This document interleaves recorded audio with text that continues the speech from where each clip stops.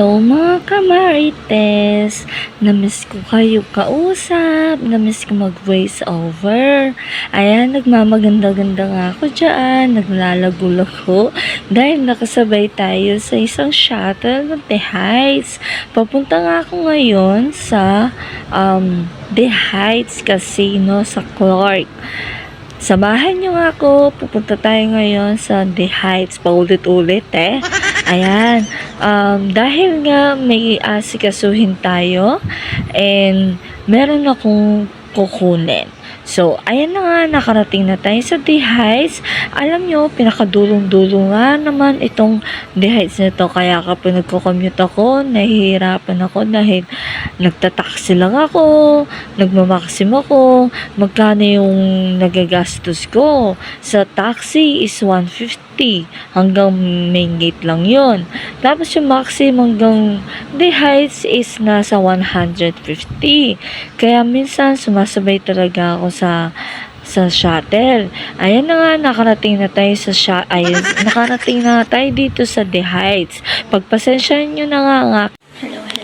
Ayan, good afternoon. Good morning pala. 11:30 na pala. So, sa 11:50. So, andito kami sa CR. I-show up ko lang sa inyo ang OOTD. Siyempre, naka-araw tayo. Ayan. Ayan ang ating OOTD. Ayan. Simple lang. Okay. Confident tayo tapos ang aking trabaho. At syempre, nakarating na nga tayo sa Clark The Heights. Bago tayo pupunta sa taas, magpapalago muna tayo sa CR and titignan ko kung okay pa ba ang aking itsura. Syempre, bago ang lahat, dapat magandang iyong postura. Ayokong maharap sa mga tao na may dumi sa aking katawan or hindi maayos ang aking itsura. Syempre, kahit sino naman dapat presentable ka. So, ayan na nga, akit na tayo, kasabay natin ang mga empleyado. Wow, empleyado. Actually, pupunta tayo dyan sa The Heights. And after nyan, syempre, tapos na nga tayo galing sa HR. So, buwaba na nga ako. Ayan, naghintay na ng shuttle. Makikisabay na naman tayo sa shuttle. Syempre, para makamenos tayo ng maxim and taxi.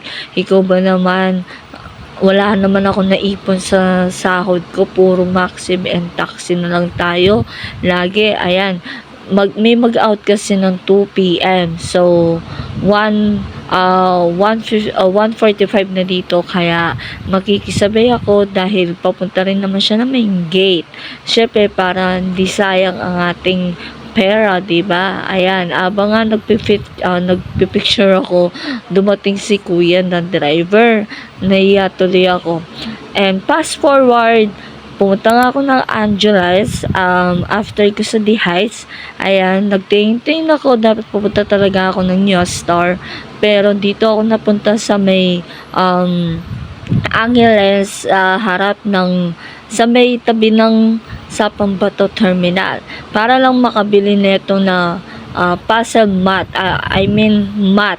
And then, yung timba na maliit, arinola. So, ang expect ko kasi darating ang aking anak para sana hindi na po para hindi na pangitignan ang aking floor dahil nga wood ang aking bahay. Wala siyang nirolium at tiles. Ayan, naka-discount pa nga ako kay ate. Hanggang dito na lang. Bye-bye!